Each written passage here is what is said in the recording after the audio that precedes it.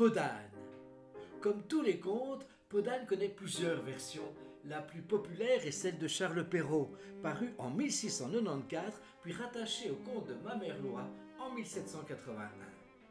Louis XIV, enfant, se plaignait de ne pouvoir s'endormir après la lecture de Podane.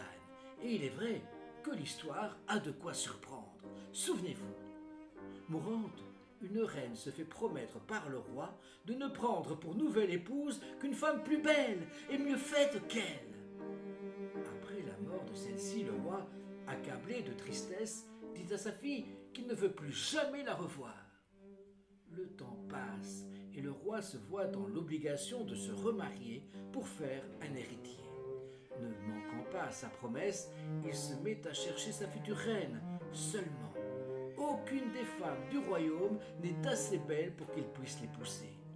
La seule personne capable de rivaliser avec la beauté de sa défunte femme n'est autre que sa propre fille, et le roi la demande en mariage.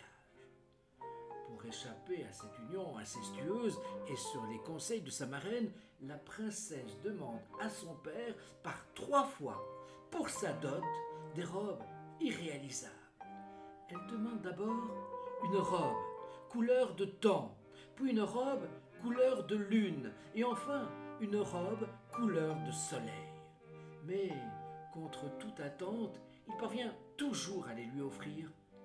Elle lui demande alors de sacrifier son âne qui produit des écus d'or en guise de crottin, son plus précieux trésor, et le roi s'exécute. La princesse s'enfuit alors du château, revêtue de la peau de l'âne. Elle emporte avec elle sa toilette et ses plus belles robes. Podane s'installe dans un petit village d'un royaume voisin et travaille comme souillon, vivant dans une simple cabane. Le prince d'un autre royaume vient en visite au village. Il arrive à sa maison et la voit, parée de sa robe couleur de soleil. Ébloui par sa beauté, il en tombe naturellement amoureux et, rentrant au palais, se meurt d'amour. Il demande alors que Podane lui fasse un gâteau. En faisant la pâte du gâteau, elle laisse s'échapper sa bague. Le prince, manquant de s'étouffer même avec celle-ci, demande immédiatement que toutes les femmes et demoiselles du pays, de la plus noble à la plus humble, viennent essayer la bague au château. Aucune ne peut passer cette dernière. On fait alors venir Podane au château. Son doigt entre dans la bague, sa Podane tombe et laisse apparaître sa plus belle robe. Le prince peut alors l'épouser. Les fêtes pour les noces durent 3 mois et laissent tous les plus grands princes du monde entier défiler.